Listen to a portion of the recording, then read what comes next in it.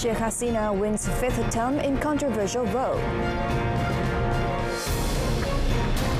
United States opposes resettlement of Palestinians elsewhere.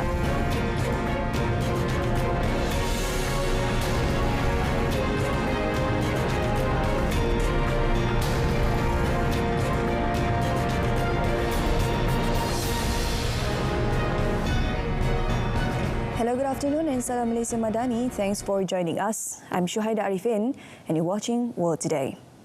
Bangladesh Prime Minister Sheikh Hasina won re-election for a fifth term following a boycott led by an opposition party she branded a terrorist organization.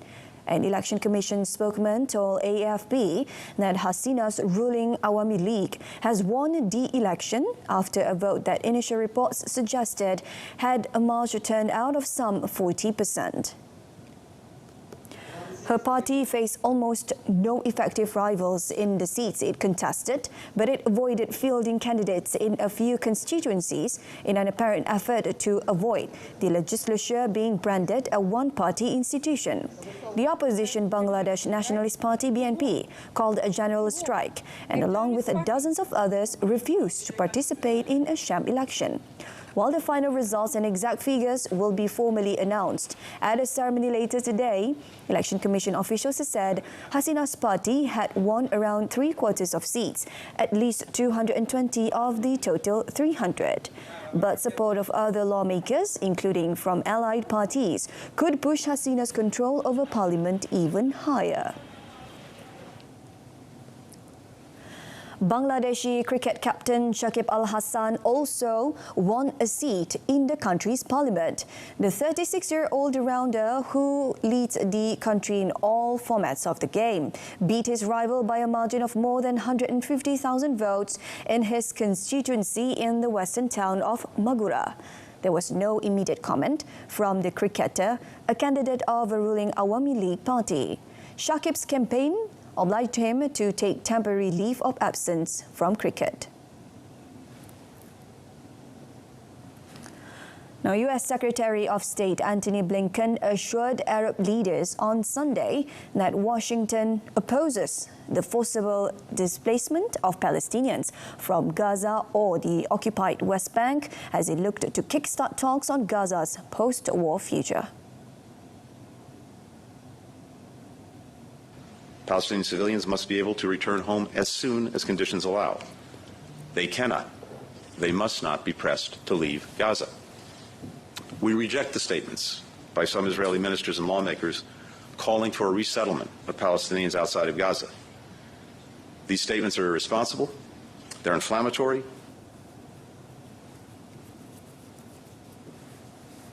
Blinken is touring the region amid heightened fears that Israel's offense against Palestinian Hamas in Gaza will spark a broader regional conflagration.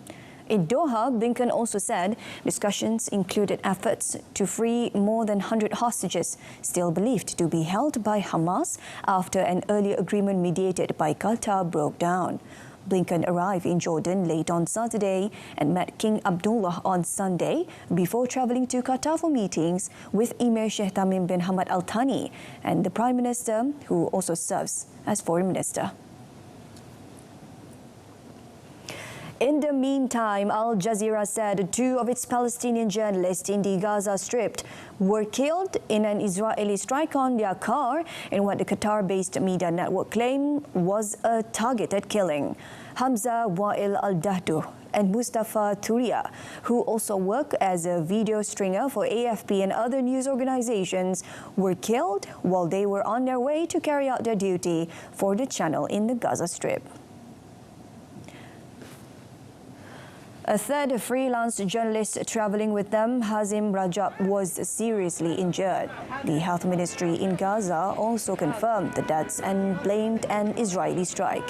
Witnesses told AFP that two rockets were fired at the car. One hit the front of the vehicle and the other hit Hamza, who was sitting next to the driver. U.S. Secretary of State Antony Blinken said the journalists' deaths were an unimaginable tragedy. Al Jazeera said in a statement it strongly condemned the Israeli occupation forces targeting of the Palestinian journalist's car, accusing Israel of violating the principles of freedom of the press. يجب أن يستمع ويرى كل ما يحل بهذا الشعب الفلسطيني. ماذا فعل لهم حمزة؟ وماذا فعلت لهم أسرتي؟ ماذا فعل لهم المدنيون الآمنون في قطاع غزة؟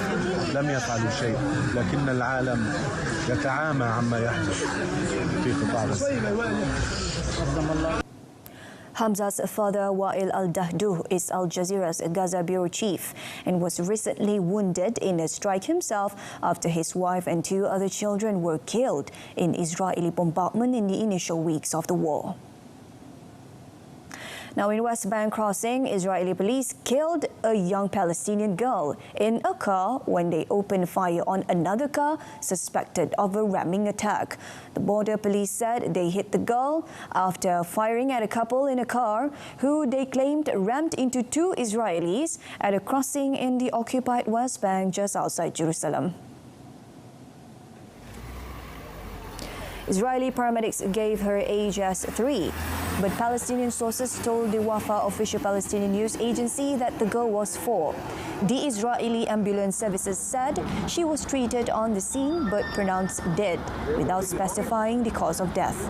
A statement from the Israeli police claimed a car with a man and a woman pulled up a crossing near Jerusalem and allegedly committed a ramming attack against border police. The statement added that the police responded with live fire. It said the police neutralized the 2 in the car without providing details. Palestinian sources told the Wafa that the couple were also killed in the shooting. Germany's Foreign Minister Annalena Baerbock says it is prepared to allow further deliveries of Eurofighter jets to Saudi Arabia, having for years blocked armed deals with the Gulf Kingdom. Germany, Britain, Italy and Spain jointly built the jet and each can veto deals. Germany has blocked arms sales to Riyadh since 2018. Murder of dissident journalist Jamal Khashoggi in the Saudi consulate in Istanbul. That includes blocking a deal for 48 Eurofighter jets signed by Saudi Crown Prince Mohammed bin Salman in London. Die Bemühungen Riyads eine bessere Zukunft in der Region. Damit trägt Saudi-Arabien maßgeblich auch in diesen Tagen zur Sicherheit Israels bei und trägt dazu bei, die Gefahr eines regionalen Flächenbrandes einzudämmen. Gerade deshalb sehen wir nicht, dass wir uns als deutsche Bundesregierung den britischen Überlegungen zu weiteren Eurofightern für Saudi-Arabien entgegenstellen. Chancellor Olaf Scholz had pushed back against pressure to unblock delivery of Eurofighters to Saudi Arabia. His coalition partner, the Greens, had firmly opposed the move, pointing to human rights concerns and Saudi Arabia's role in the Yemen war.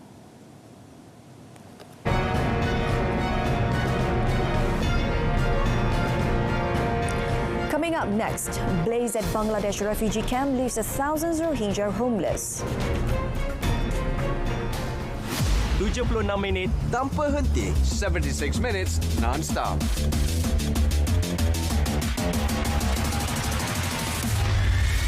Transparent and concise. Paparan komprehensif, ringkas dan padat. Saksikan Kanta 744, 7.44 malam. Berita perdana 8 malam. Malaysia tonight, 8:30 p.m.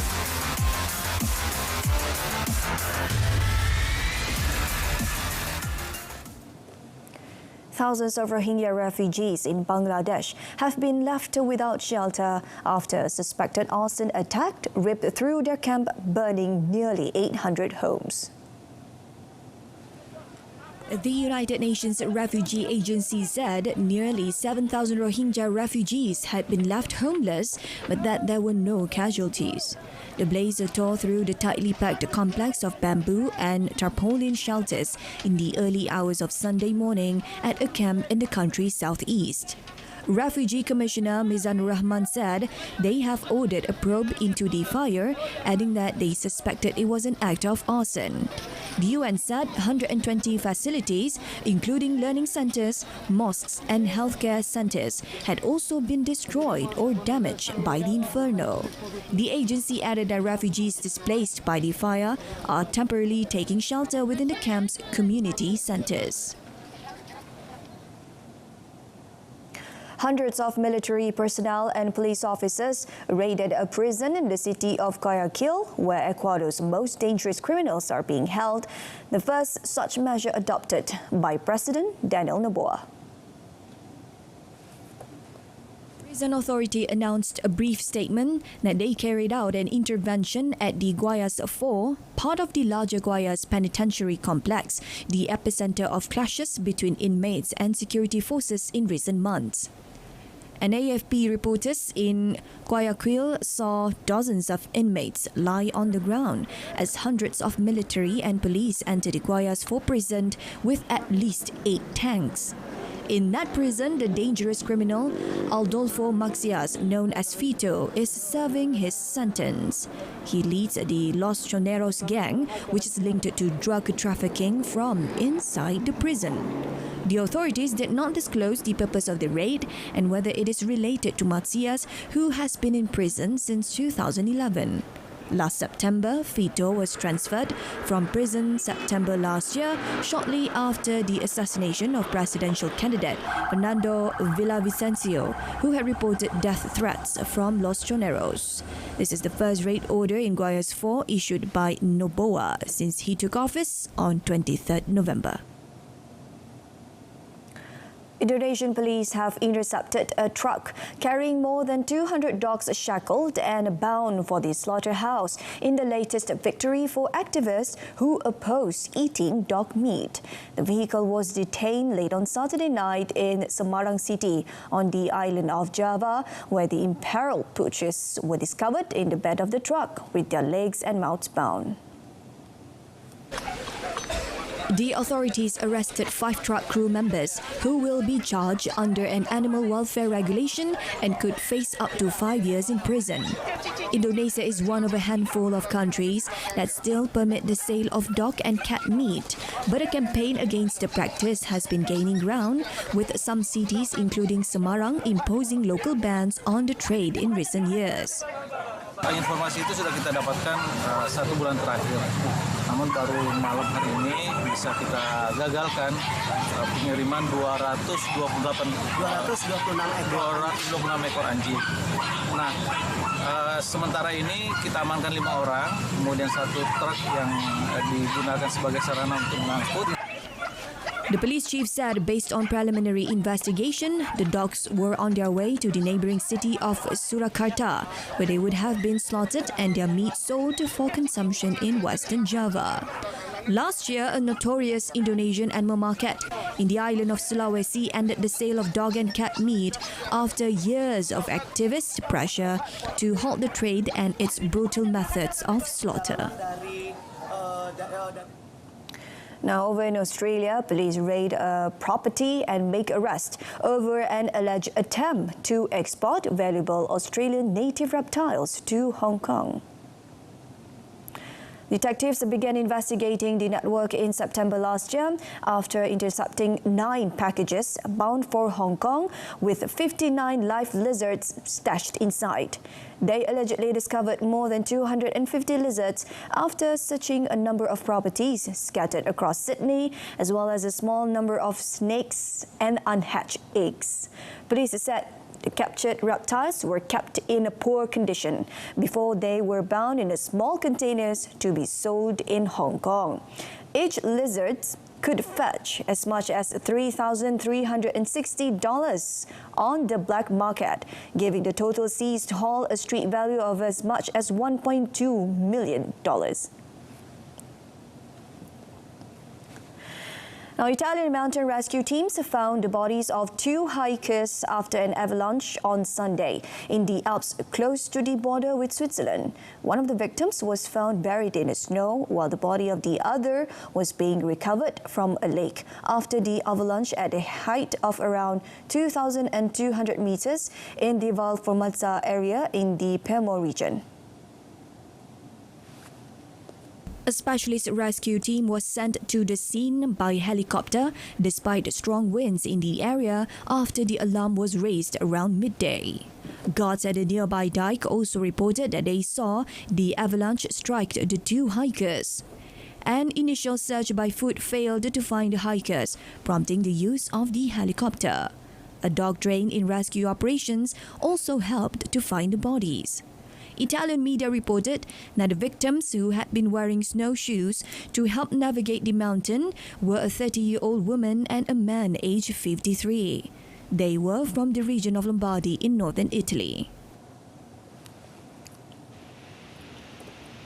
Now, in southwestern Slovenia, 5 people have been trapped in a cave since Saturday afternoon after heavy rainfall raised the water levels, making it impossible for rescuers to take them out safely. The group, including a family of 3 and 2 tourist guides, were reported to be sheltered in a safe place in the 8.2-kilometer long Krisna Jama cave, which can only be visited by boat.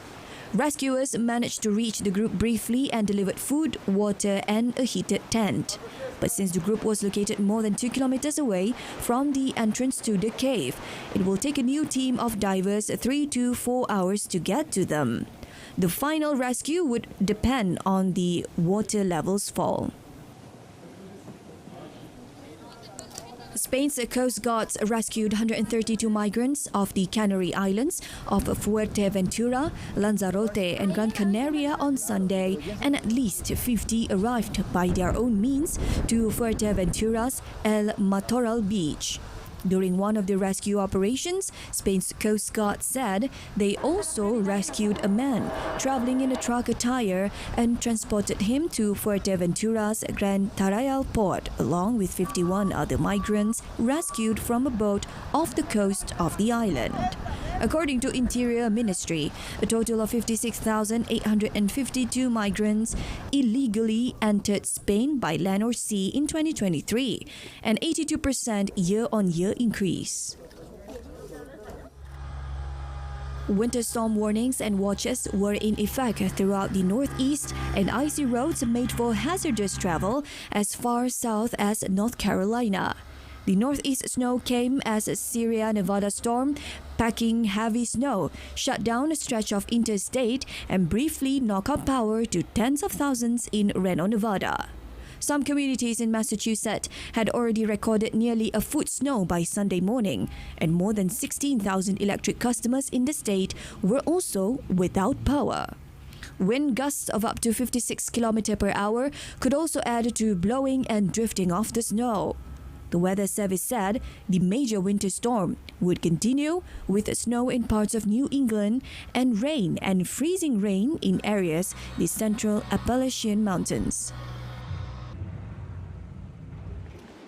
Brazilians paid their last respects on Sunday to football legend Mario Zagallo after the 4-time World Cup winning player and coach died at age 92, the final member of one of the country's greatest footballing generations. A steady stream of mourners filed past his coffin at the headquarters of the Brazilian Football Confederation in Rio de Janeiro. On display near the lace-draped coffin and giant wreaths of flowers were football mad Brazil's record 5 World Cup trophies. Zagallo, a diminutive left wing known for his tactical brilliance, had a hand in winning 4 of them, more than anyone in football history.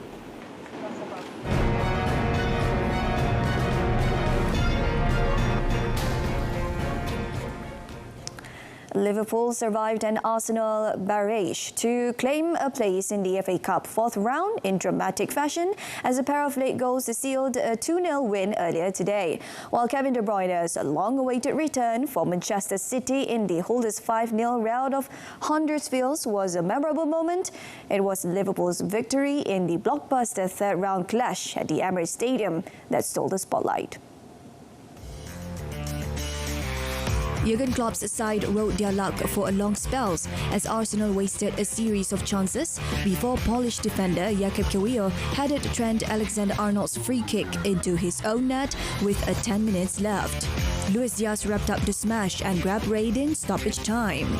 Liverpool's first FA Cup win over Arsenal since the 2001 final was a significant moment as the Premier League leaders inflicted a psychological blow on one of their main title rivals. Arsenal have now won only once in their last 6 games in all competitions, an unexpected stumble that leaves them out of the FA Cup and League Cup and 5 points behind Liverpool in the title race. No wonder Klopp celebrated with such gusto at the final whistle, bumping his fist in acknowledgement of a victory that could springboard Liverpool's bid to win 4 trophies. Kevin De Bruyne made his return to competitive football for the first time since August as Manchester City began their defence of the FA Cup with a comfortable victory against Huddersfield Town at Etihad Stadium.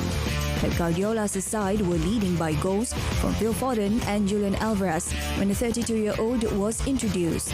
City netted 3 more times through Ben Jackson's own goal, another Foden effort and a Jeremy Doku strike on his return from injury as a second-half substitute.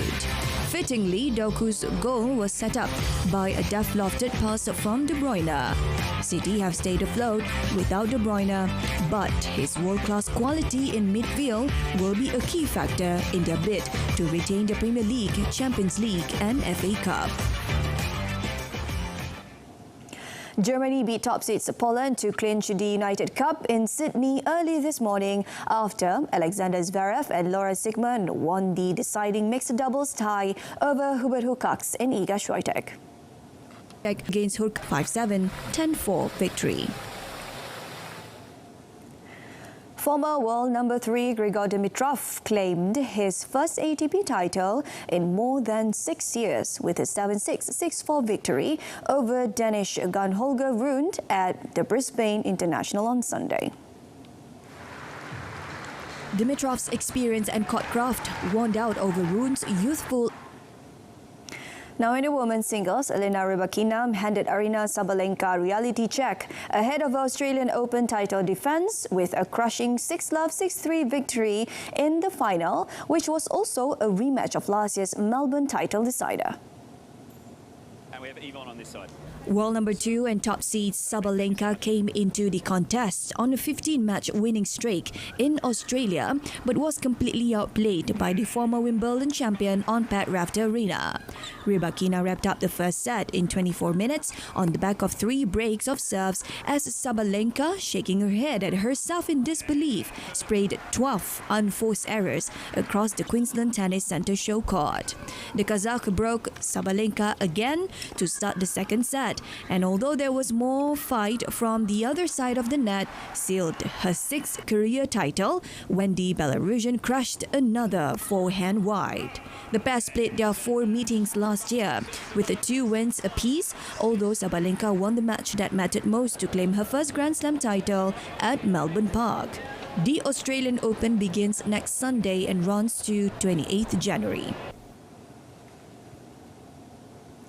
Coco Gauff battled past Elena Svitolina 6-7, 6-3, 6-3 in the Auckland Classic final on Sunday to retain her title and will head to the Australian Open brimming with confidence as she targets a second Grand Slam crown.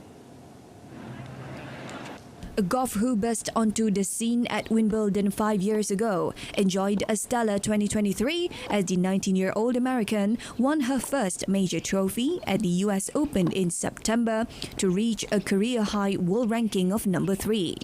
The Auckland top seed continued to build momentum in the new season by winning the tune-up for the 14 until 28th January Australian Open, losing only one set after a thorough test in the final by twice Melbourne Park quarterfinals Vitolina. Both players dropped serve twice in the opening set before Goff's level dipped slightly as she squandered 2 set points at 5-3 to allow the big-hitting Vitolina to claw her way back and take the early lead in the match via the tie-break. But Goff responded strongly to breeze through the next set and leveled the contest at 1 set apiece and held her nerve after grabbing the crucial break in the 8th game of the decider to close out the victory. Rafael Nadal will miss the Australian Open and instead return to Spain for treatment on a hip injury he sustained at the Brisbane International. Nadal, 37, made his long-awaited return after almost a year out with injury this week, winning his first 2 matches in Brisbane in straight sets. But he was injured in his quarter-final loss to Jordan Thompson on Friday. Nadal said a scan had shown a micro tear on a muscle, but not in the same area as his previous long-term injury. The Spaniard, who had not played a singles match for 349 days prior to his opening win over Dominic Thiem, said the result was good news, but he was not ready to compete at maximum level. He said in May, after being forced to miss the French Open for the first time in 19 years, that 2024 would probably be the final year of his career, meaning he may have already played his last Australian Open, a tournament he has won twice. But while his latest injury felt in a similar place to that which led to one of the toughest years of his illustrious career, crucially it appears it is not as significant as he initially feared. And that wraps up this edition of World Today. In our top story, Sheikh Hasina wins 5th term in controversial vote. I'm Shuhaida Arifin. From river to the sea, Palestine will be free. Thank you for tuning in.